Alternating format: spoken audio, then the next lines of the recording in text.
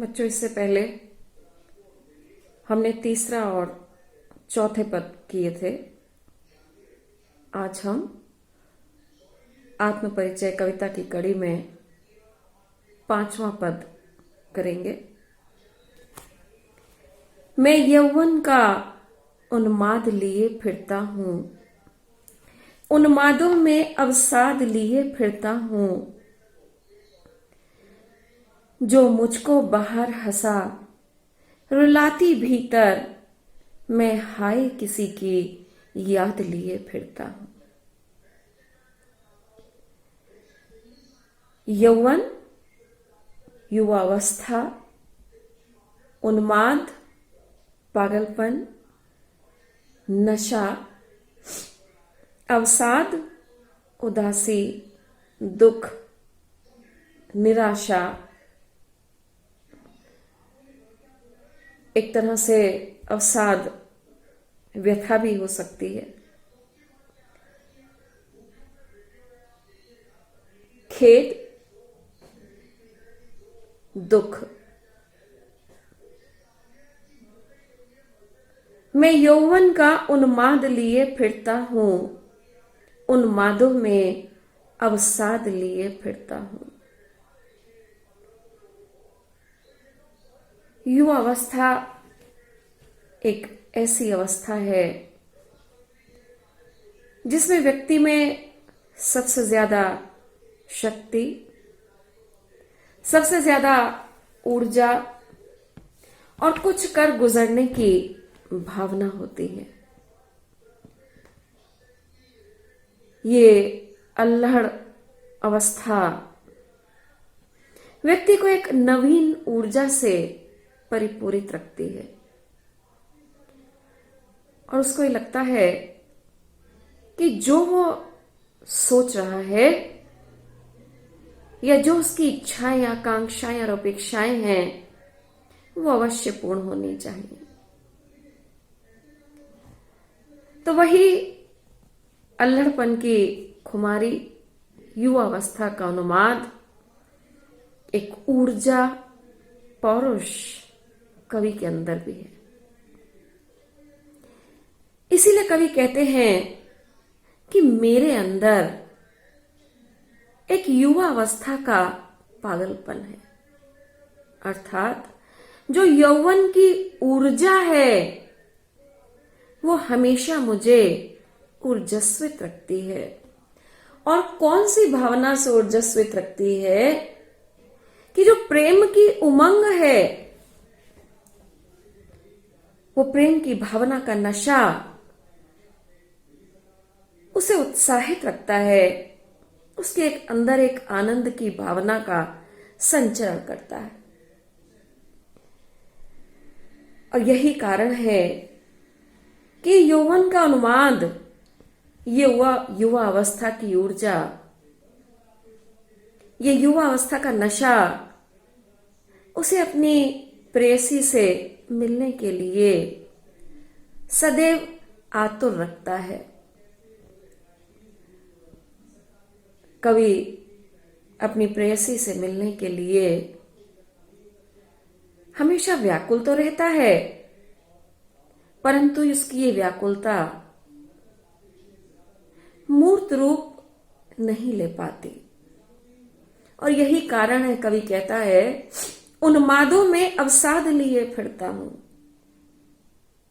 कि यद्यपि युवा अवस्था का आनंद, जोश, उसकी उमंग से मैं उमंगित तो रहता हूं, प्रेम का नशा तो मुझ पर है, परंतु मेरे अंदर उन उन्मादों के बीच, उत्साह के बीच, प्रेम की प्रसन्नता के बीच एक दुख भी है।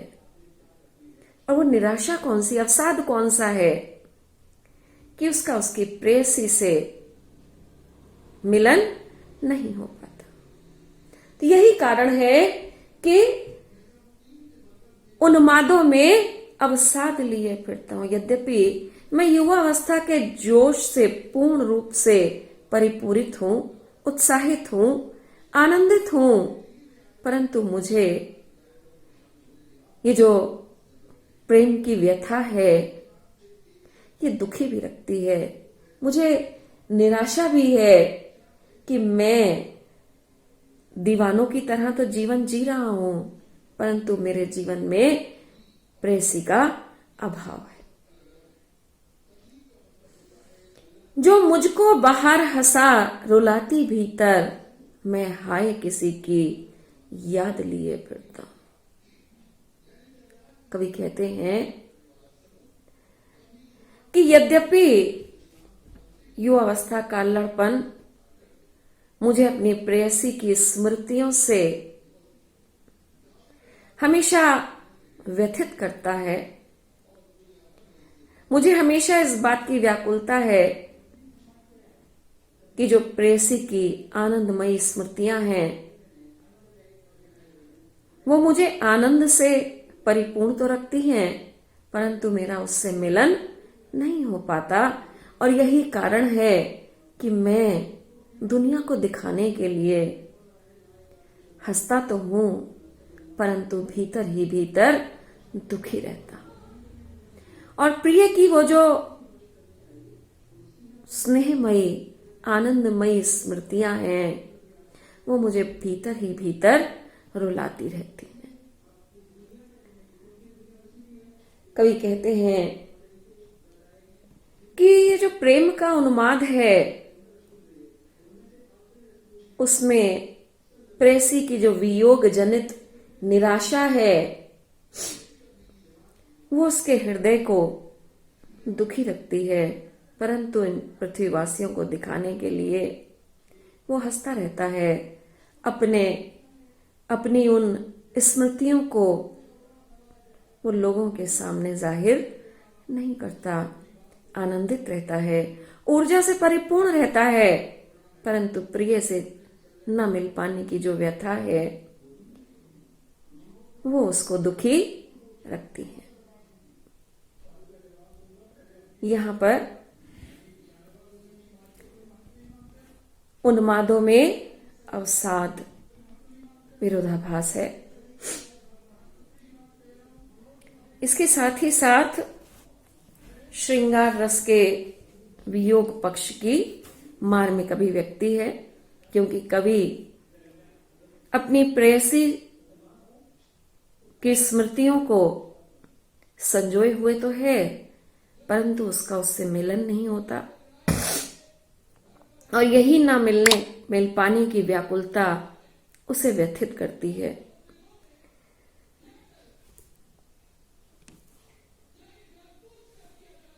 बाहर से हंसना, भीतर से रोना एक विरोधाभासी स्थिति है।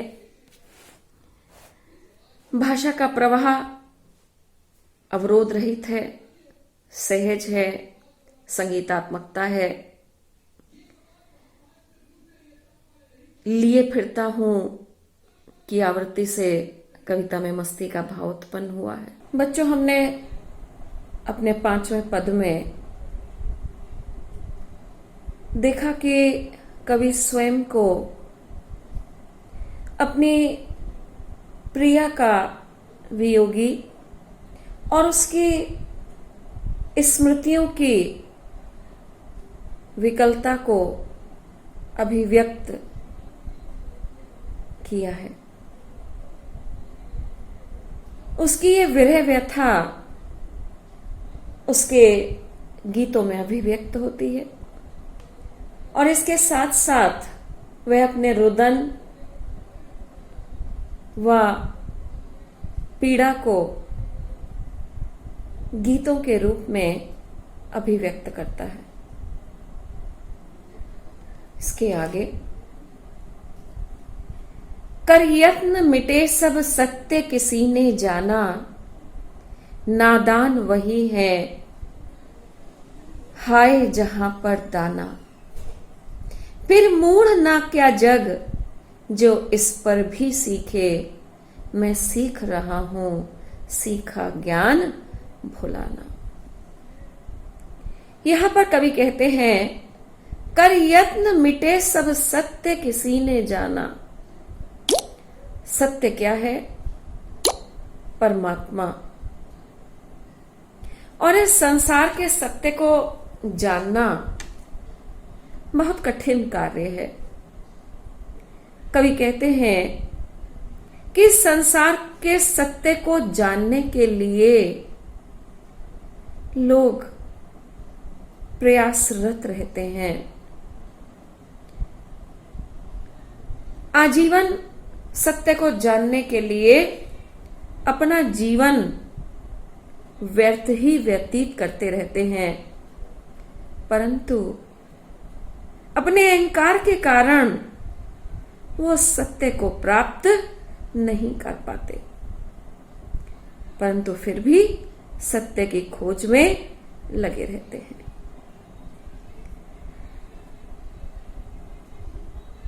जैसा कि मैंने पहले कहा कि सत्य की खोज आसान नहीं है। सत्य को ढूंढना कोई सरल कार्य नहीं है। और जब ज्ञानी एवं अज्ञानी दोनों एक साथ सत्य की खोज में लगे रहते हैं तो अज्ञानी है ही, परंतु जो ज्ञानी है वो भी अपने सत्य के ज्ञान के अभाव के कारण उस सत्य तक पहुंचने में सफल नहीं हो पाते। उसका कारण है उनका मिथ्या अहंकार।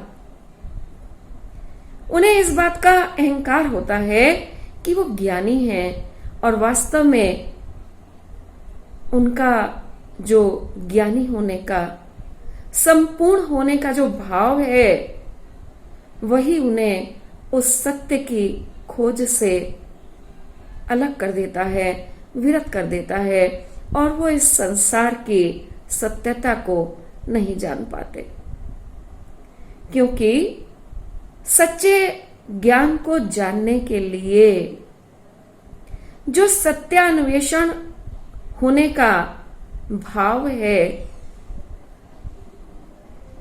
उस भाव को जागृत करना कोई सरल कार्य नहीं है। और उस सत्य को जानने के लिए सबसे प्रमुख बात है अहंकार शून्य होना। और यही कारण है कि सबने सत्य को जानने की कोशिश तो की, परंतु अपनी नादानी के कारण कोई भी उस सत्य को नहीं जान पाया। ज्ञानी और अज्ञानी दोनों ही प्रयासरत रहते हैं, दोनों ही उस सत्य को जानने की चेष्टा करते हैं, परंतु उस सत्य को प्राप्त नहीं कर पाते। कारण ये है कि सुख, भोग, ऐश्वर्य, विलासिता का दाना चुगने के साथ हम सत्य को प्राप्त नहीं कर सकते। सत्य को प्राप्त करने के लिए त्याग की भावना परम आवश्यक है। सत्य की खोज में लगा हुआ व्यक्ति जब सांसारिक आकर्षणों में उलझ जाता है तब वो ये भूल जाता है कि वो संसार के प्रलोभनों के जाल में उलझ गया है। कवि ये कहता है कि इतनी नादानी करने पर भी क्या मैं इस संसार के लोगों को मूर्ख ना कहूं, जो सांसारिक अज्ञानताओं के बीच में सुख, ऐश्वर्य, विलासिता के साधनों का भोग करते हुए उस परम पिता परमेश्वर को प्राप्त करने की चेष्टा करते रहते हैं।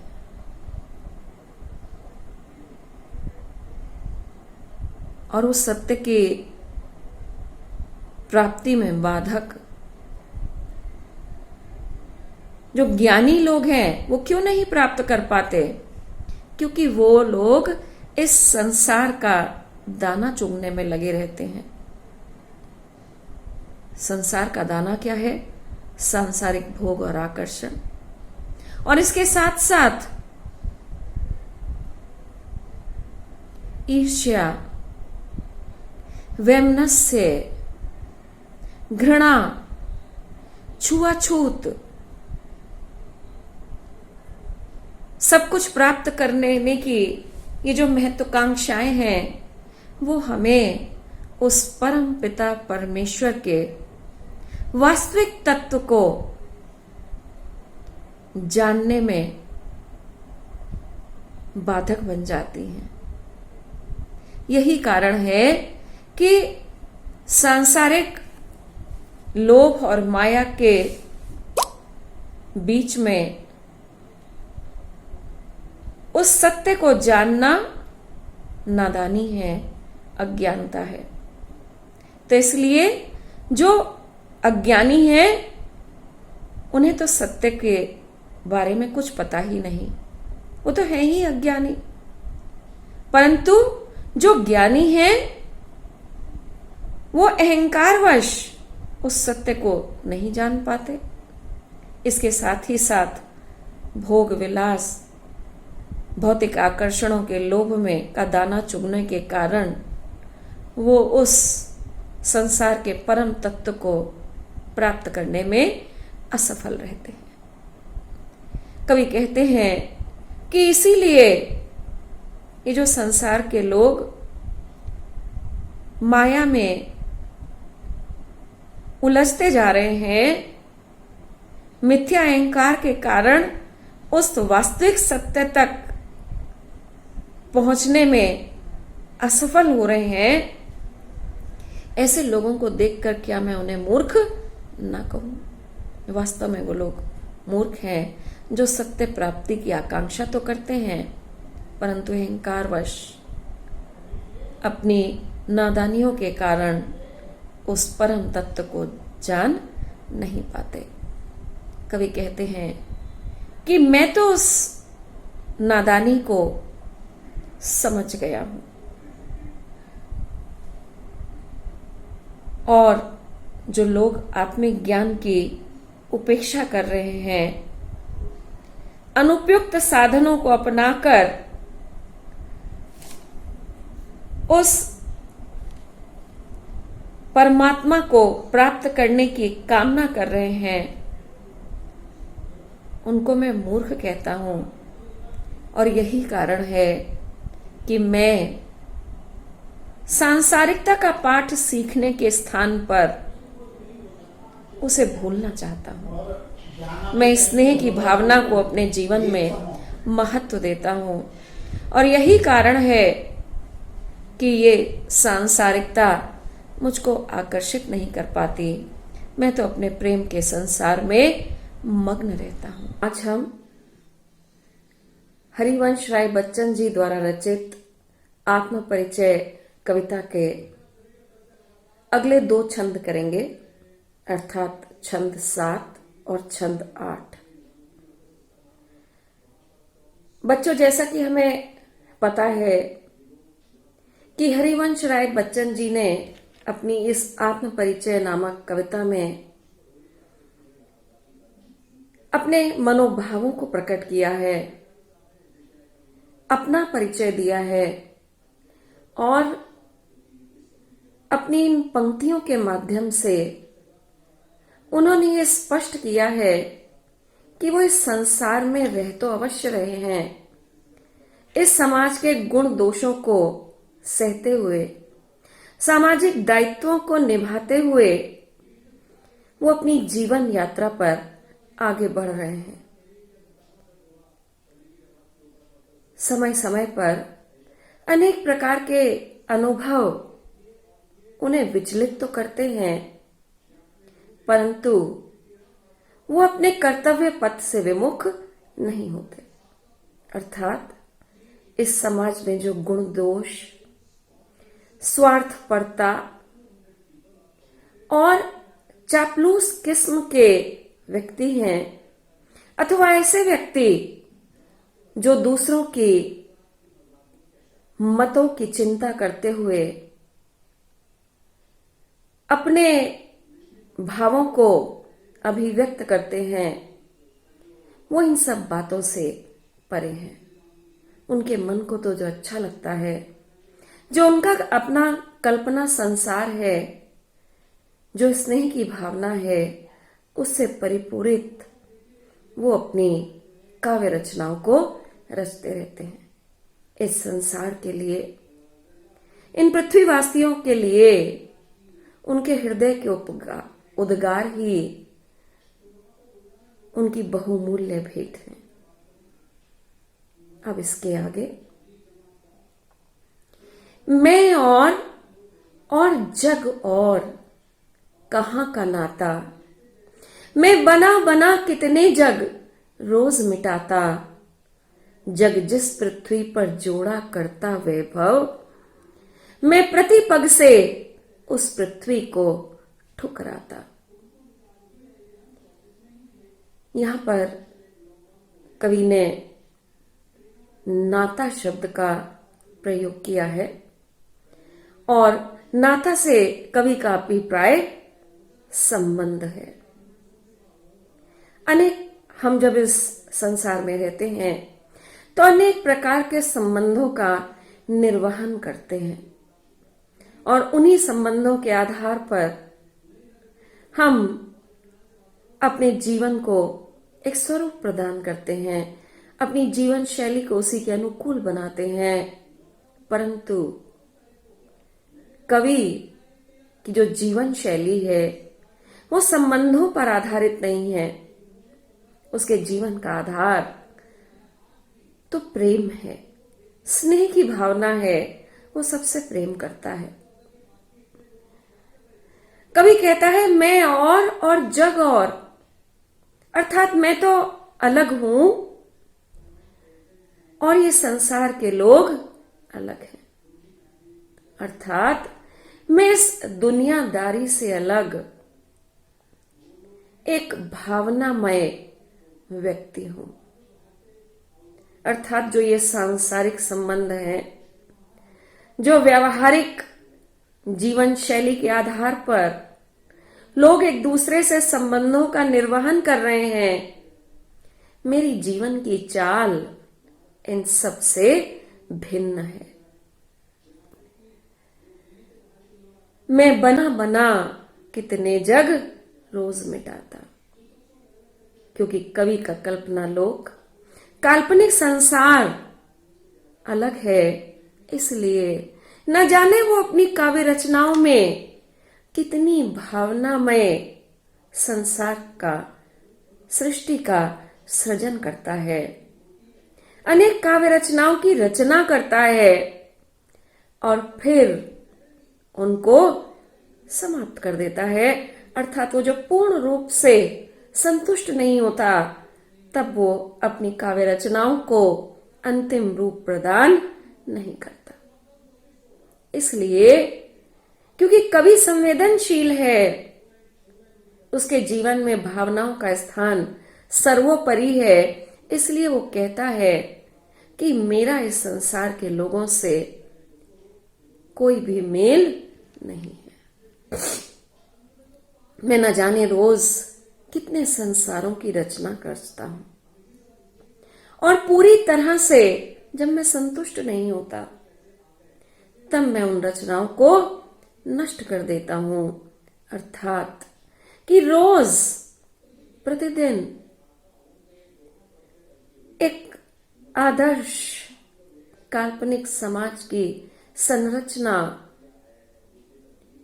करता है और फिर पुनः उस कल्पना को जो वो साकार होते हुए नहीं देखता, अपनी उन कल्पनाओं को जो आदर्श समाज की संरचना पर आधारित हैं, जब उनको पूरा होता हुआ नहीं देखता तो फिर वो इनको मिटा देता है। उसको लगता है कि उसकी इन भावनाओं का इन संसारवासियों के लिए कोई मूल्य नहीं है। जग जिस पृथ्वी पर जोड़ा करता वैभव, मैं प्रतिपग से उस पृथ्वी को ठुकराता। यहां पर कवि कहता है कि इस संसार के लोगों के जीवन का चरम और परम ध्येय धन प्राप्ति है, धन संचय है। बचपन से लेकर और मृत्यु पर्यंत व्यक्ति पैसा कमाने की या धन संचित करने की जुगाड़ में लगा रहता है।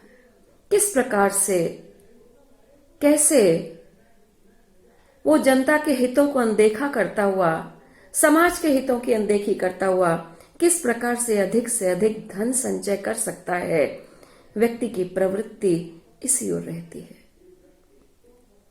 परंतु कवि ऐसे सुख, वैभव और समृद्धि की चाह नहीं करता।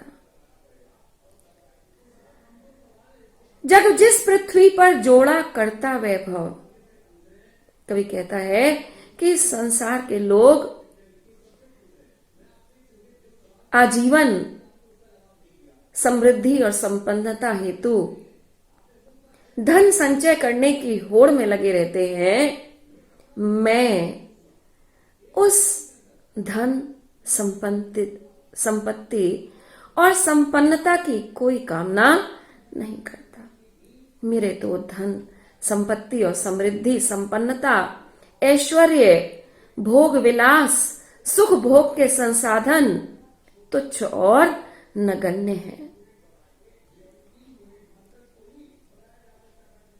मैं तो कामना करता हूं एक प्रेम से परिपूर्ण इस संसार के, जहां पर धन और वैभव की कोई लालसा नहीं है। लालसा है तो केवल, कामना है तो केवल एक दूसरे के प्रति प्रेम की भावना, स्नेह की भावना, निश्चल निष्कपट प्रेम और व्यवहार की। इसीलिए कवि कहता है कि मैं इस प्रेम भरे संसार की रचना करता हूं, और जब मेरा ये काल्पनिक संसार प्रेम की कसौटी पर खरा नहीं उतरता, तब मैं उन काव्य रचनाओं को, जिसका पालन मुझे लगता है कि इस संसार के संवेदना शून्य व्यक्ति नहीं कर सकते, तो फिर मैं उनको मिटा देता हूं। इस प्रकार मैं निरंतर हर क्षण हर पल उस प्रेममय संसार की संरचना में लीन रहता हूं, मग्न रहता हूं, और धन, वैभव, समृद्धि, ऐश्वर्य और प्रतिष्ठा के पीछे जो ये संसार के लोग पागल हैं, मैं उन सब की अवहेलना करता हूं, मैं उनका तिरस्कार करता हूं। मुझे तो प्रेम भरे संसार की ही आवश्यकता है। मैं ये अपेक्षा करता हूं कि मैं इन संसारवासियों में प्रेम की भावना का संचरण करूं। ये संवेदना शून्य, प्रेम रहित संसार मुझे नहीं चाहिए। अर्थात इस संसार में कवि सांसारिक लोगों से संबंध इसीलिए, आत्मीय संबंध इसीलिए स्थापित नहीं कर पाता क्योंकि स्वार्थ से परिपूर्ण इस संसार के लोग जो धन, वैभव और संपत्ति के पीछे पागल हैं, वो कवि की जीवन शैली का अंग नहीं है। इसीलिए वो उनका तिरस्कार करता है। वो उनके साथ व्यवहारों को या व्यावहारिकता के आधार पर वो उनके साथ संबंध स्थापित करने में सफल नहीं हो पाता।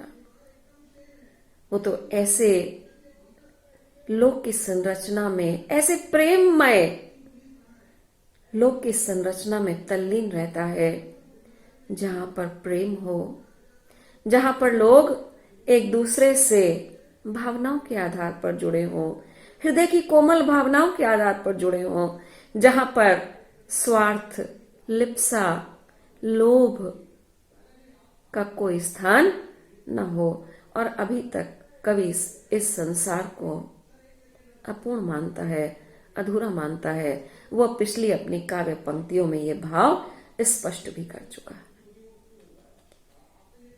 कुछ विशेष देख लीजिए। इन पंक्तियों में कवि का चिंतनशील, मौलिक, दार्शनिक एवं कवि रूप प्रकट हुआ है। जग जिस पृथ्वी पर जोड़ा करता वैभव में विशेषण विपर्य है।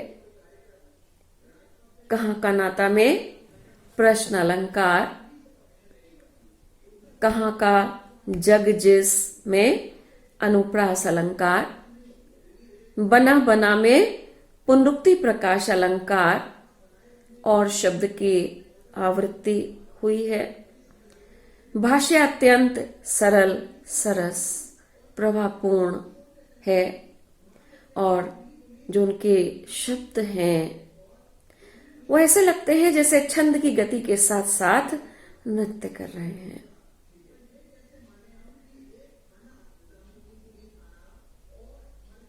ठीक है बच्चों, आप इसका पुनर्अभ्यास करिए।